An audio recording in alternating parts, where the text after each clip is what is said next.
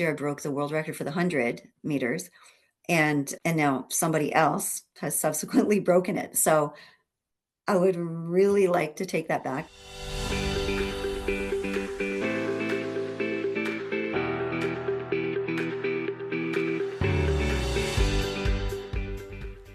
Welcome to Unstoppable at Any Age.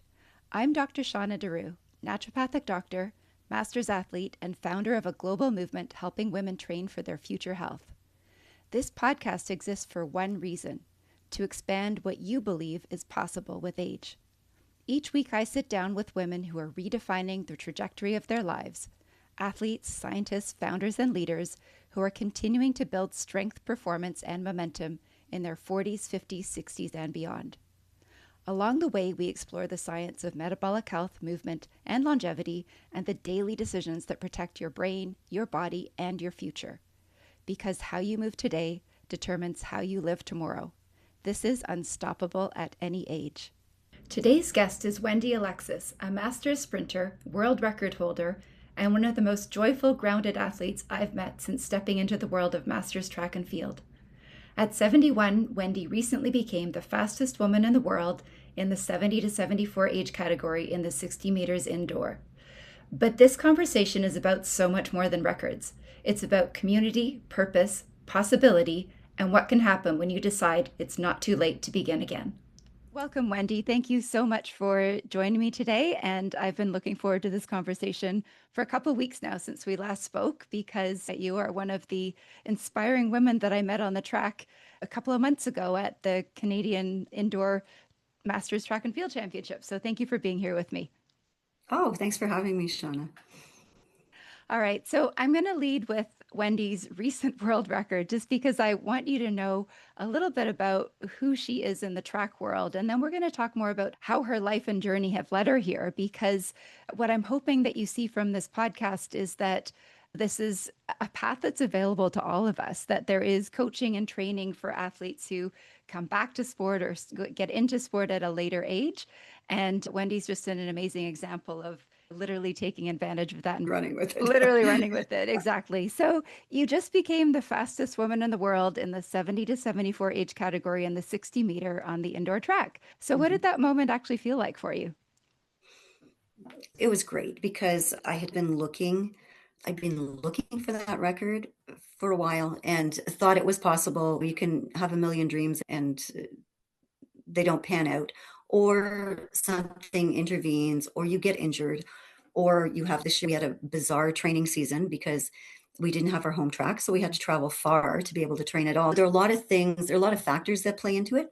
So when I broke that record actually at York University, I was happy and I was grateful, but more than anything I was relieved, because I had also broken the previous world record in Canton, New York, not by very much, and I thought I could break it by more, and I was actually running out of track meets, right? So if I'm going to do it, the indoor season isn't that long, and the nationals are always a good opportunity to run, just because it's such a phenomenal atmosphere. We see people, I've been doing it for a while now. So we see people that we get to see once or twice a year, like maybe outdoor nationals or indoor nationals. And these are real friends. So it's actually a really social kind of gathering too.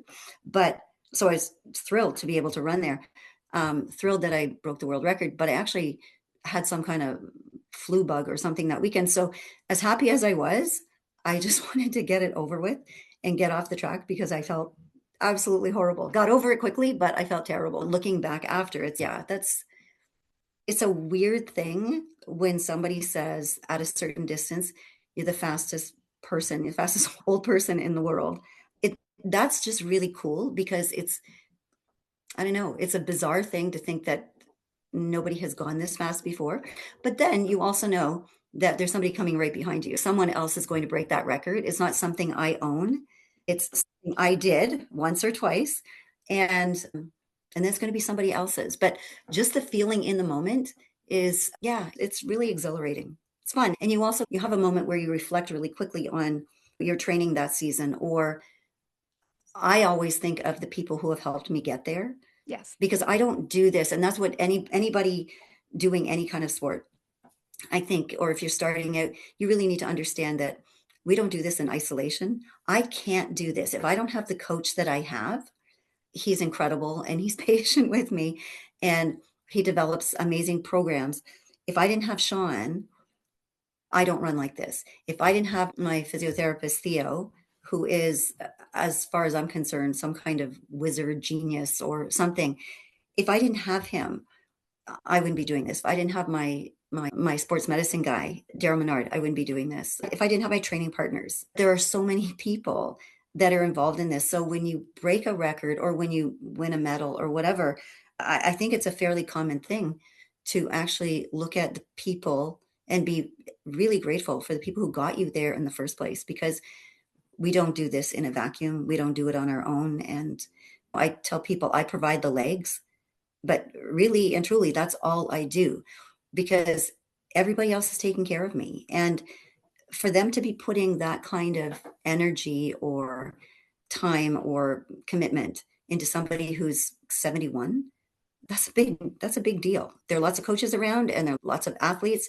but there are a lot of young athletes. So to have coaches that are actually willing and able and really good at coaching masters athletes, that's a gift. But I'm also finding out from other people, like people in my neighborhood and things like that, that this is not just track and field. I have a neighbor, I meet her when we walk our dogs, and she's a master's swimmer and Yes. she can, and she doesn't have as much as I have. I really have a lot of support, but I've also been able to acquire that over 20 years, right? I didn't have that when I started, but she has support too. She has a coach, she has training partners. So we don't do this by ourselves. We do it in this really amazing kind of community.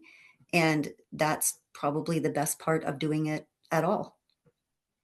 Oh, I 100% agree. I am pretty new to Masters Track and I have been astounded by the community. I've been to all of four track meets and three of them were two of them were Masters events, two of them were open and Yeah. I've made so many friends. I Yeah. love going to track practice with the Masters group. It makes the whole thing a lot more exciting and fun. Your training partners push you and challenge you and help you to just make the whole process a lot more fun as well. And I think we're such social beings anyway. You can have this addiction to sport, and that's one thing. But when you get to do those things in a group of like-minded people, and the really nice thing about track is that it spans a whole spectrum. I train with a very young group, but there are still masters athletes who are training at our track. But I get to be friends with everybody. And you said that you've run a couple of masters meets, but also open. Mm, And most of my races, because we don't have a huge sprinting community, masters community in Ottawa. So yeah, almost all of my meets are with people who could be my grandkids, but they are just as supportive of me as, and my training partners too, who are the same age, they're just as supportive of me as masters athletes would be, or masters coaches would be. It's such a great community to be part of because you don't feel like you're just a masters athlete. You're an athlete.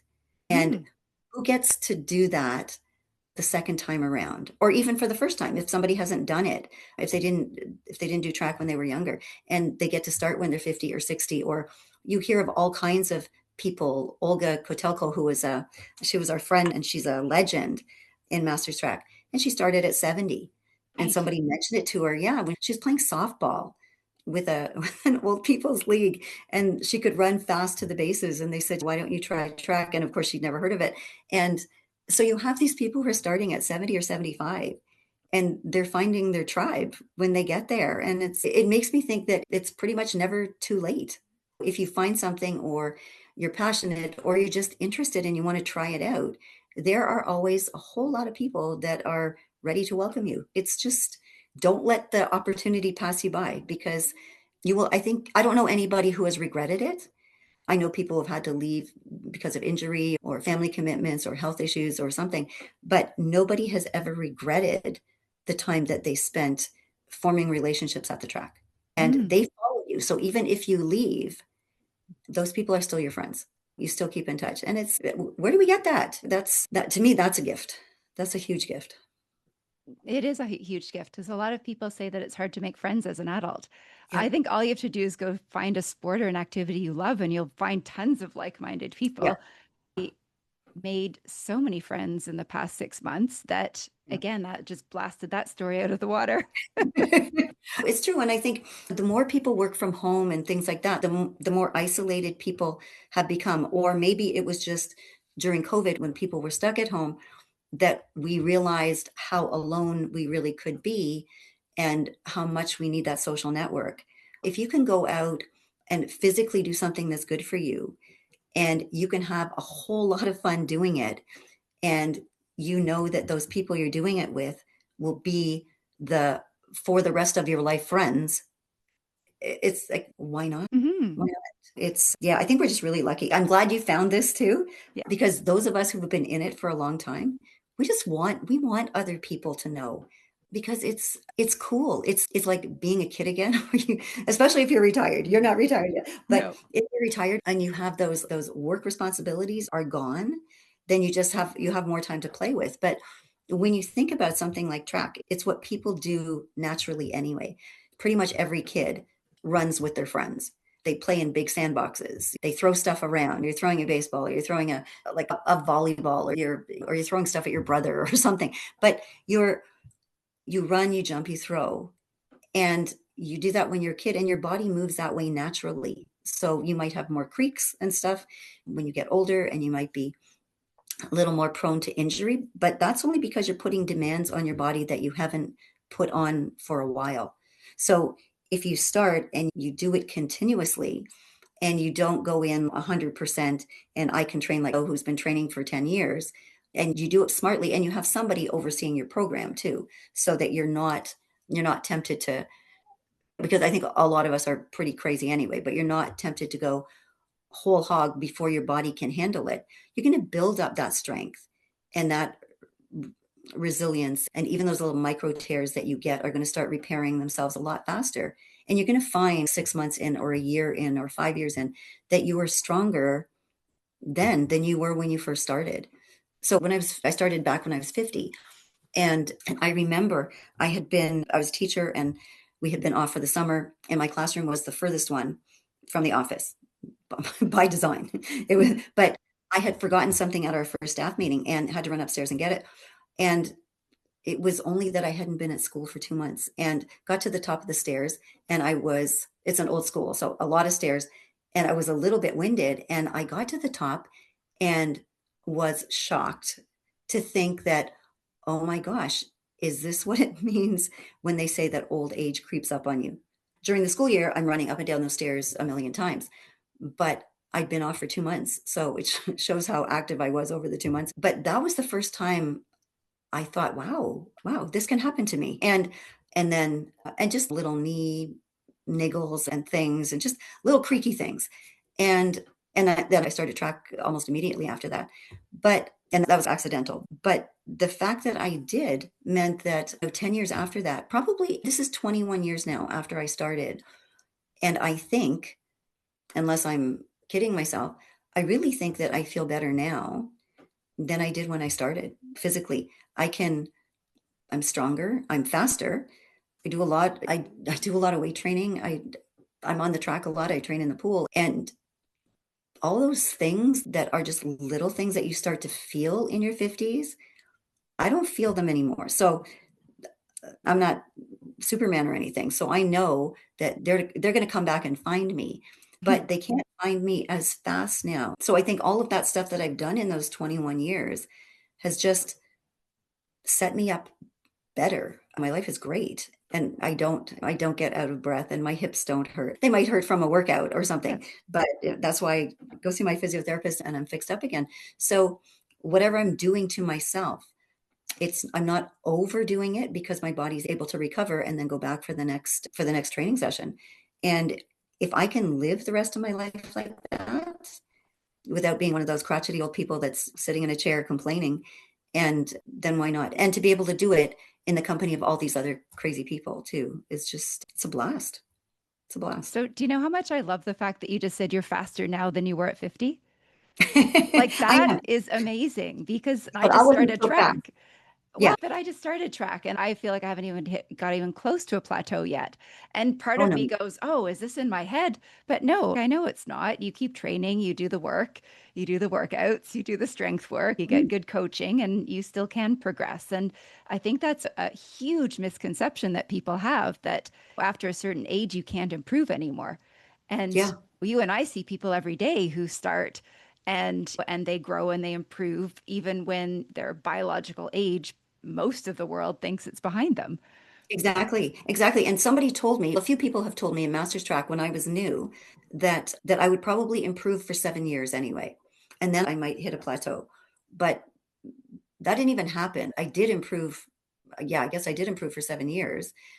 And but even when I hit a plateau, I was kind of there for a long time too. And it's like I think I also had coaches that were smart enough too to recognize that I do have these numbers behind my age. So physiologically, I have to slow down. I have to. My body will not be able to continue running at that speed for 60 or 100 meters or 200 meters, whatever it is.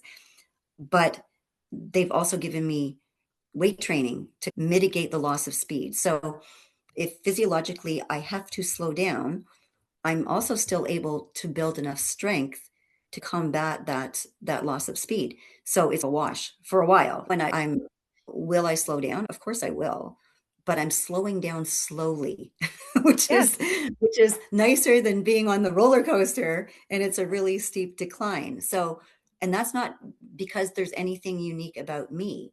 It's because of the training that I have because of what people have programmed for me.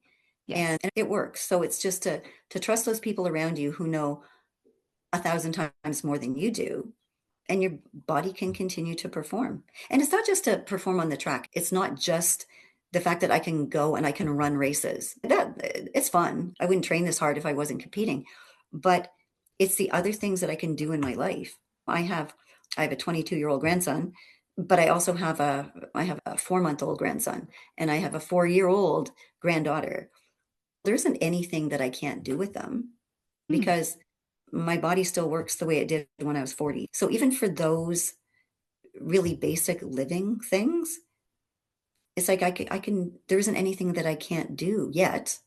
I'm blessed with good health and everything too. So that's when I don't take that for granted either. But to be able to fully participate in everything that's going on around me is really fantastic. And I get that running up those stairs when I was 50 and I'm a little bit of I could run up those stairs now. I do run up those stairs because I still volunteer at that school and I would never be out of breath now. But I don't have all the aches and pains either that I felt were just starting then. Hmm. I think probably most of us get them maybe within a few years, but I could feel things starting to creak a little bit. And I really don't have that now. And it's not because there's anything special about me. It's because these other people are willing to put this time into me to give me the things that I need to be able to do this. So for life, it's Yes. incredible. Oh, absolutely. You're aging more slowly because you've got this Yeah. incredible physical capacity because you train. Yeah. So, one thing that I did not know until I wrote an email about the track team, I didn't know that you didn't have to try out. I didn't know that it was open to anybody. I didn't know that Yeah. master's sports were something that is accessible. So, I do want to share that because there are groups of masters teams in track and swimming and all sorts of things that are open to participation and you just have to contact them. You don't have to be have any experience at all. It's open to all abilities. And that's actually something I wasn't aware of. I thought it was fairly exclusive or you had to try Yeah. out or you had to have experience. And it was just a simple email inquiry that I sent Yeah. and a trial Yeah. practice. And I said, wow, this is fun. These people are really nice. Yeah. And they are like, Yes. yeah, it's really great. And also it is for everybody in the sense that you can have people who want to compete all the time at whatever level. I want to compete at nationals or provincial meets. I want to compete at nationals. I want to compete at the world championships. You can have those people. You can have other people who want to do this recreationally. So their goal is to be fit, to have a community that they can share this with and just to be fit. And and there's room for everybody. So it doesn't matter what level you want or what your goal is or what you're choosing or whatever. That's why people should not be, if they're interested, they should not be reluctant to try it out because there is a place for everybody there. And the one who becomes the elite athlete was welcomed exactly the same as the grandma who wanted to be able to chase her grandkids a little bit better and shuffle around the track. It She'll start out shuffling, but she's going to end up running. And it's not, so there is a place for everybody. And also the other thing about it is that in in a time when a lot of people do feel isolated or people are aging, so you don't have those same connections that you had through work or through organizations that you belong to or through family things because your kids were part of this group and so you were part of this group too. This is a great way to have something that is your own, but it is so mentally healthy. It's going to change your perception about things. It's going to change your outlook. The people who do this, all of the people I have met, and I've met a number of them now over 21 years, are all incredibly positive people. So just to be around that, even if you're having not such a great day, or as we age too, we have family members that have issues, we have friends that are getting older and they're facing health issues and things like that. When we feel like we have a group that we can do it with together, and those times when life actually seems really heavy, it's not so heavy. It helps you through those times. So I can't see a downside to this. It's just been like in my life, it's been one of the greatest gifts I ever received. And I never imagined this. When I started, all I wanted to do was finish a race.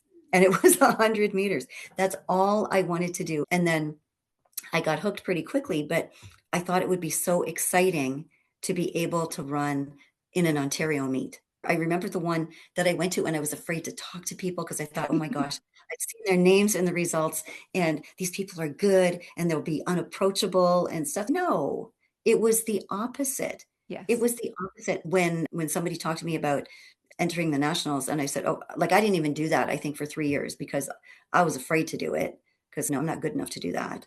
And there isn't any I'm not good enough in this. And it No. took me a while to figure that out. I didn't do world championships for a while. It wasn't, in fact, it was not until my very famous slash track sister, Carla, and Carla said to me at a meet one time, you're going to world championships, right? And it's oh, absolutely not. No, I was really scared. I didn't have enough confidence. And also, I thought, you know what, I might belong at this meet, but I actually don't belong there. And she said, no, you're going. You're going. And she said, you should actually do an indoor worlds before you do an outdoor worlds because it's a nice introduction. It's a smaller meet, but you get to see how it works. You're going to meet a whole lot of people and you're going to love it. And of course, she was right. But yeah, so I thought I was going to be one of those recreational people. I didn't plan on competing. And I didn't know about this for a long time, even though I knew there were people at the track who trained. I didn't know that there were provincial championships or nationals or worlds. So I never thought of anything where I would be measuring myself against other people or measuring myself against myself. It's like, oh, if I can run these races and then I have a baseline and then I'll just see if I improve in the next race. And that was, I didn't even know that I would compete. I ran when I was younger. And I just wanted that feeling of being at the track again. And Mhm. part of that really, I had an amazing experience as a younger athlete. And I didn't think that anything could replicate that. And it's, oh man, I'm going to be training with old people. Oh, and it's like, how much fun is that going to be? And it's, oh my God, that was a blast. And now I train with anybody, right? It doesn't matter. Yeah. But yeah, when I started, it was okay, let me try this and see how long I last because my life was insane. It was busy. It was chaos, really. And I didn't think I would even be able to train consistently. And I just had to go back once and that bug bit me again. And I need to be here. And at the time, too, it was the only time that I could carve out of my day or of my week for myself because I belonged to everybody else. And that was my time. And even though it felt a little bit selfish at first, it was the time that gave enough back to me that I could be like fully present to everybody else in my life too. I had to put something into it, had to put some effort into it, but what it gave back to me was 1,000 times more than what I had to put in. How did you find your way back to the track? Like, how did you find out that there were people training and that you could run 100 meters again? I, yeah, it was a terrible 100 meters, but so my son was like, I belong to the Ottawa Lions now, but my son belonged to the Ottawa Lions and he had for several years. And he was a very decent sprinter. I was driving him around to track meets. I was dropping him off at the track. And he said one time, he's getting older, right? He's a teenager. And he said, why don't you hang out with those old people at the end of the track? And whom I hadn't really noticed before. And I looked down, I thought, yeah, those are old people. I'm not hanging out with them because obviously I couldn't be one of those old people. I didn't see myself like that. And then I watched them a little more carefully and I could see some of the stuff they were doing, some of the drills, and all of these things, all these memories are coming back to me from what I did when I was younger. And then right at the end, so the Ottawa Lions have twilight meets almost every Wednesday through the summer. And I decided that I would run one race, 100 meters at the last twilight meet. So if it was really embarrassing, there would be a whole indoor season after that. And none of my son's friends or my son really would even remember that I ran that. So I'd be able to just cancel it out. And my grandfather had been a sprinter as well in the Olympic trials, and I had to. And I always regretted the fact that there was never a picture of my grandfather on the track with me on the track at the same time, which would have been a really cool thing to have. He died when I was 8, but I had already started track. So it would have been a nice thing to have. And so we decided that we were going to go to the track. 3 of us, my grandson, who was 18 months old at the time, and my son was competing, and me. And we would all run. They had these little kid races for little kids, Yeah. 50 meters or 60 meters or something. So we put my grandson in with his 18-month-old legs, and he, of course, cried for the whole thing. And then my son ran, and then I ran. And all I wanted to do was get a picture of 3 generations on the track at the same time. Oh, And we never got the picture either. It didn't happen. But I ran my race, which was terrible. And the person who became my first coach, Marta, she came running down from the stands. She was the master's coach with the Lions. And she's just peppering me with questions. Where do you run? When do you run? Who do you train with? You want to train with us? We're here tomorrow night. Do you want to come? Do you want to compete? And I said no to everything, everything. Because I was busy. I was really busy. And my grandson was living here with us. I think there were 7 or 8 people living in a house. I was responsible for everybody. And I was this super teacher at school. I taught in a very high needs school with mostly immigrants and refugees, and I loved it. I loved every second that I was there. So everything I could do there, I did. And when she asked me if I wanted to train with them, I said, unless you train between 2 and 4 a.m., I can't come. And so I thought that was the end of it. And I didn't sleep that night at all. And the next day, I was in my car, backing out of my driveway, wearing track clothes or as close to what I had as I thought were track clothes and driving to the track. And even as I was backing my car out of the driveway, I thought this is going to change my whole life. And it it sure did. did. So thank you to Marta for seeing me and coming out of the stands, because if she hadn't, it would have been, oh yeah, the 3 of us ran in these little races and then Hmm.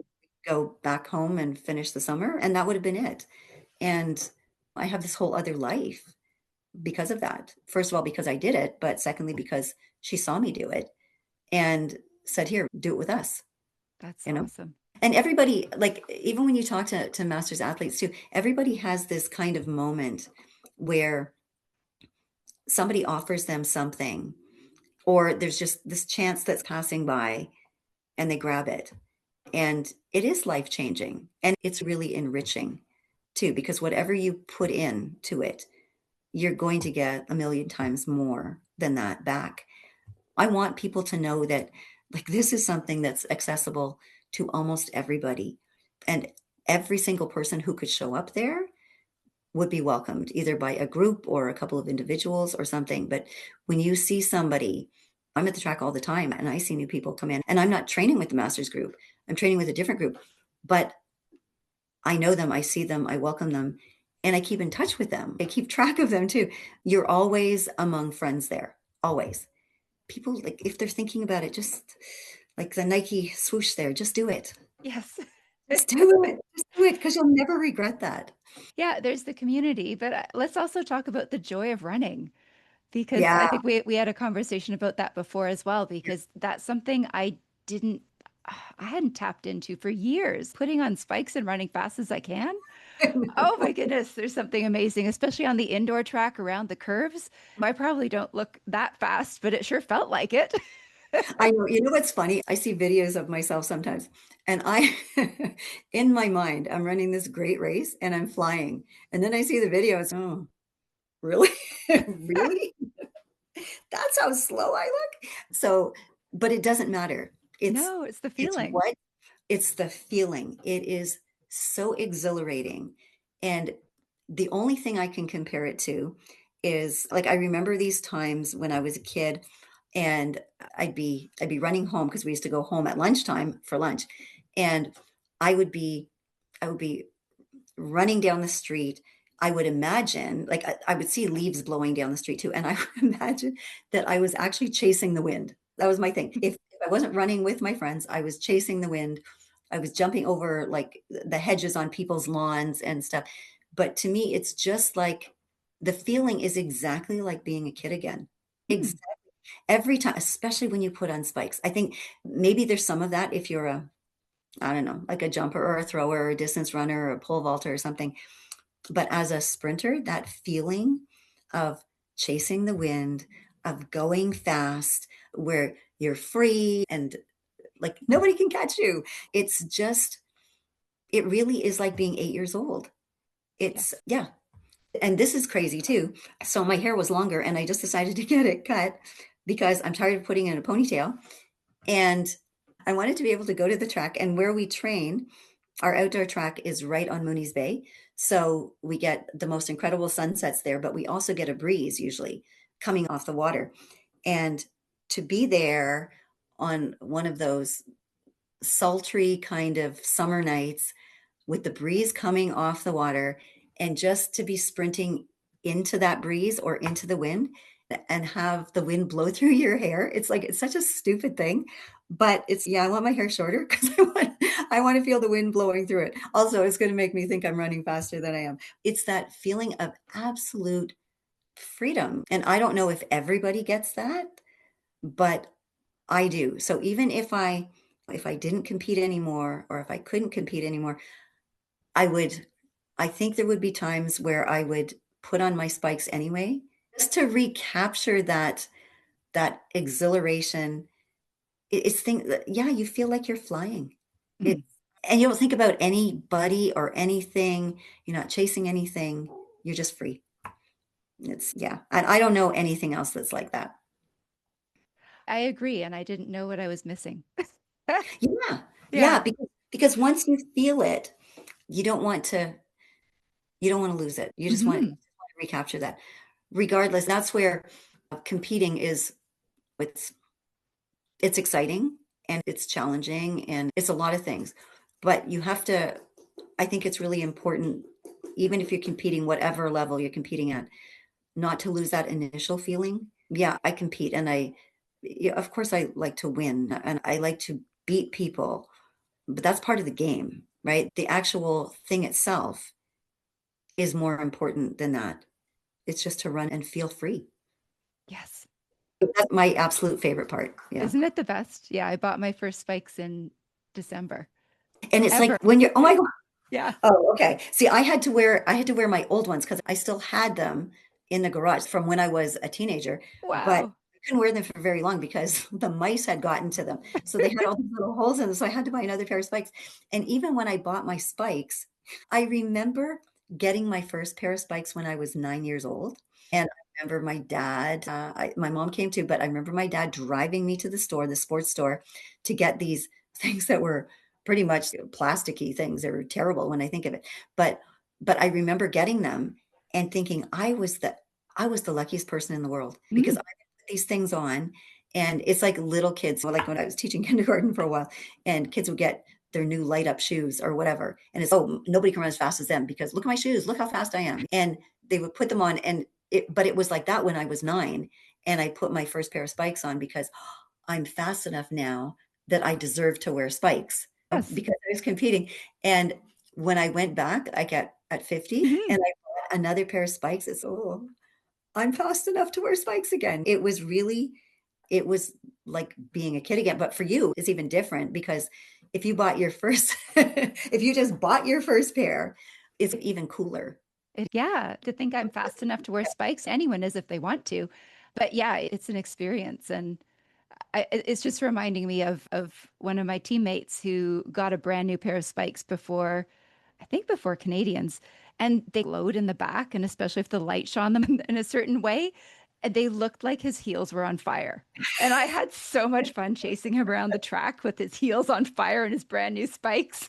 We were just It's cracking up. It was so much fun. it's crazy. And I don't like shopping. I'm really bad at it. So I find it really stressful and I just don't care, right? As my daughters can attest, she doesn't care. That's why she looks like this. But I will spend a lot of time and a lot of energy researching spikes and training flats. That's where my time will go. So to buy ordinary shoes, it's, oh geez, I will wear the shoes that I have until they completely wear out. But if it's spikes, that's a different thing. Or I'll be looking at somebody's spikes at the track, and by now I actually know a lot of people whose feet are like similar size. And when they're doing their workout, I'll say, when you're done, can I try them on? Yeah, absolutely.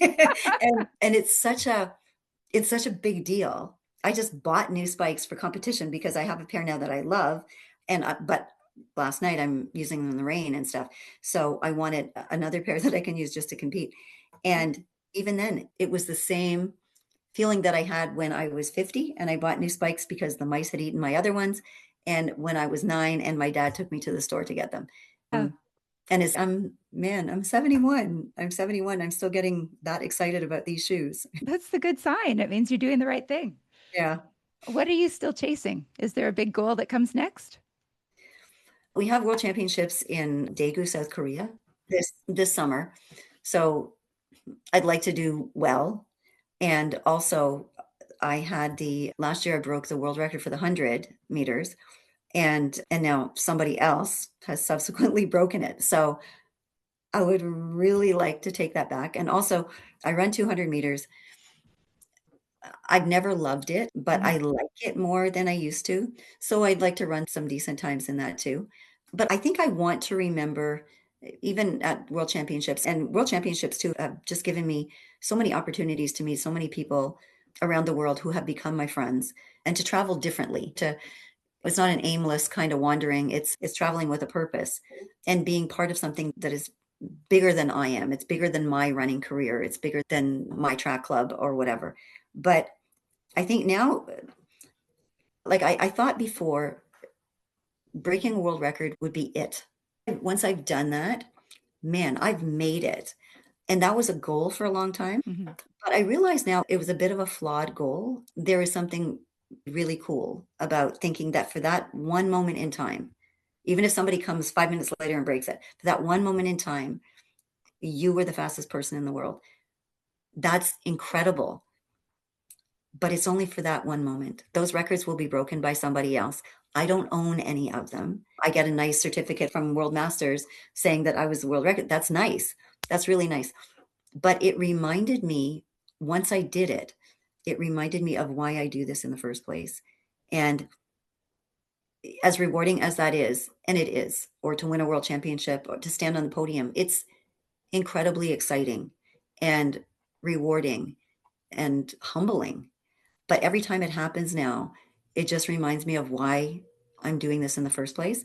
And it really makes me reflect on the people who are part of my team, Wendy, who are part of my life, who facilitate this. So, yeah, and my family has no choice. They put up with my craziness. They are supportive. But those other people that have become my track family, who invest a lot of time and energy and commitment in me. I don't ever want to disappoint them. And I don't think I would, but it's those moments that remind me that these people are giving so much to me without any thought of any kind of return on their investment. And I'm acutely aware of the fact that I can't do this without them. And that's what I want to always remember. I'm going to remember the records or the medals but they are not the most important thing. The most important thing The most important things are the relationships that I've been able to form with people, whether they're part of my support network or whether they've just become my friends. That's what matters in this sport because those things last long after the records are broken and the medals are put in a drawer. You don't lose those relationships that you've been able to establish. And that's what I want to run with from now on. Those are the most precious things that I've gotten out of this. Uh, I just want the people who've been part of that to know how grateful I am for what they've given me. It was all free. They did this because they wanted to, and they didn't have to, and there was no guarantee that they'd get anything back. And they continue to just invest in me. To me, it's just incredibly humbling because how am I worth this? And they just keep doing it over and over again. I'm just profoundly grateful to every single one of them. And there are a lot of them now, but everyone has given something that has just become an intricate part of me now. And those are the things that are the most important now. 100% the relationships. And obviously, they're getting a return in your gratitude as well and feeling like they're making a difference. And even this conversation today, I think, is going to inspire at least 100 women to step onto a track and give it a try, maybe more, or whatever else it is that lights them up. You and I love to run fast in spikes. Maybe somebody else will go back to the pool or Yeah. will go back to playing soccer or again, whatever it is that makes you smile. I'm lucky enough to run with a track team where I literally chase an ex-Olympian around the track. It just makes me so happy. Yeah. Yeah. It Yeah. does. And medals and achievement would be nice, but honestly, I'm not that attached to it. I love the process. I love having a dream and a goal because Yes. it gives purpose to the training. Yeah. So I know what I'm doing. But when or if it happens is for me, it's very much secondary. Yeah. No, you're right. And that aspect of having a dream and a goal, you are always chasing something and you're purposeful in how you approach it. When you're doing like any kind of sport, you're also really aware of what you're putting in your body. What's your nutrition like? What is your sleep like? What is and I think with any sport, you're looking at the whole picture. And there is always a purpose to what you're doing. If you're weight training, it's for this reason. If you're in the pool, it's to loosen up, or you just hurt at the track or what's tight at the track. But it's a really great way to organize your life. It's a good framework to operate from because you get all kinds of benefits that you're not expecting anyway. You do Mm. sleep better, you do focus better. And it's not even a matter of prioritizing yourself. You take that time to do whatever the thing is, the weight training or the pool work or whatever. But you realize that every little piece of what you do is getting you closer to whatever that goal is that you've set out. And to be like 50 or 60 or 70 or 80 or 90 and to still have a goal that you are willing to work towards every day is it's fantastic. It's a good feeling. And then when you reach that goal, whatever it is, then you just set the bar higher or further or whatever. You just go after another one. It's a very energizing and positive way to live, I think. It is, yeah. The very first episode I put of this podcast was I talked about my goal of qualifying for the Boston Marathon. I set that as my turning 50 goal. And that changed my life. That process of having a big goal that a lot of people didn't think I could do. Yeah. And it made 7 months of my life have immense purpose. Like Yeah. you said, my nutrition. I worked with a dietitian. I hired a coach. I had a massage therapist and an osteopath and a physiotherapist. I got my team together Yeah. to reach that goal. And the process of knowing that a team makes a difference, of purposeful activity and setting a long goal, that is life changing. It is. And you learned that early on with training for track. I didn't actually know that until I was 50. Yeah, but that's why we turn 50. So we So we can we learn can these learn things. those things. And now we can teach everyone else. It's interesting because sometimes we look at if you're on a career path, you have a goal, right? And you work towards that and you put all of these things in place. to make sure that you can get there. So why do we not do that in other things? We do it for Mhm. work, but work is one part of our lives. And hopefully we live a long time after Yeah. work is done. Any goal of any kind is going to require planning, it's going to require support, it's going to require like small increments. So it's like one footstep at a time. But how do you do this? So that's why I see a lot of people do it for work. And Mhm. they have career goals and they're climbing this ladder, whatever it is. But then when they retire, they're lost. They're lost because they don't have those goals anymore. And these kinds of goals are fantastic because they are only going to benefit us. And when they benefit us, because physically and mentally we just feel so much better, then that also benefits everybody around us. Bringing your best self forward. Yeah, there's a really big ripple effect and it's just fun. It Like is. Yeah. it's fun. Yeah. So, to finish up today, I'm going to ask you the question I ask everybody at the end of the show, and that's what does unstoppable at any age mean to you?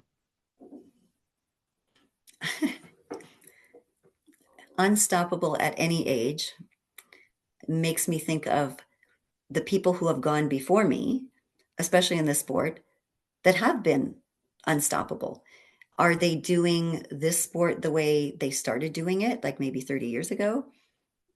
Not necessarily, but are they still going? Yes. And not just still going in the sport, but pulling a lot of other people along with them. Why would we stop? Why would we stop until life stops us? So as long as we're breathing, there's more to do. And when we do it, it's asking what is impossible too. What is impossible is just what someone hasn't done yet. Once someone does it, oh, now it's possible. I think in a lot of ways, we can all be unstoppable, but we need to make that conscious choice. Yeah, that's actually should have done more research because that's a really good question. Unstoppable at any age. I don't know. Right away, I think of Earl Fee, who's 97, and I just watched him at the end of March, I watched him break the world record in the 200 meters for men Yes. 95 and older. He is absolutely unstoppable.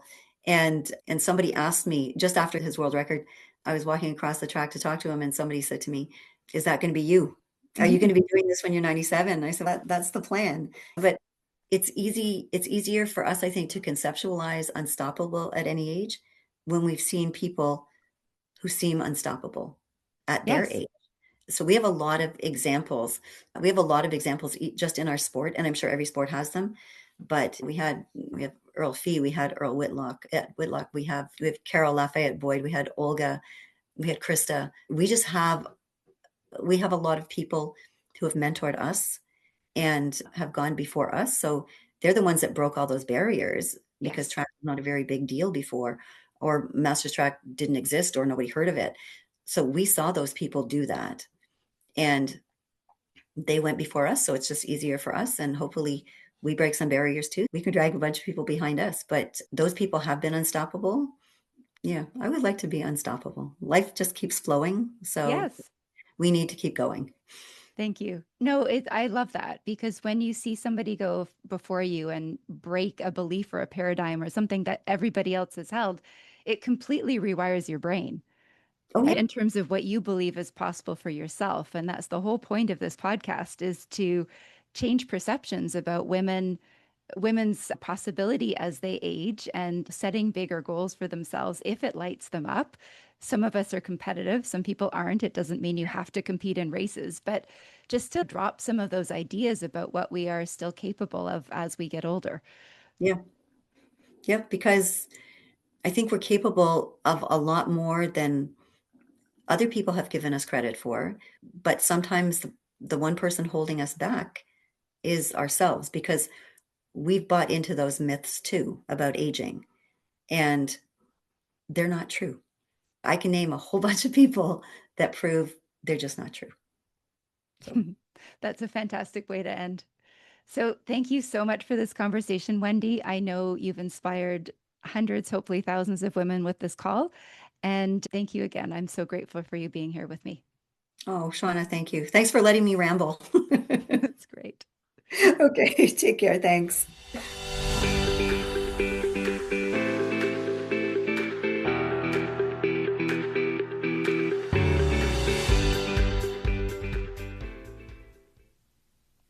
If this conversation expanded what you believe is possible, share it with somebody who needs to hear it. And if you haven't already, follow the podcast so you don't miss future episodes. This podcast is part of a global movement called Women Who Move, helping women train for their future health through daily movement. You can join us at drshaunadaru.com. Because strength isn't behind you, it's built through what you choose to do next. I'm Dr. Shauna Daru, and this is Unstoppable at Any Age.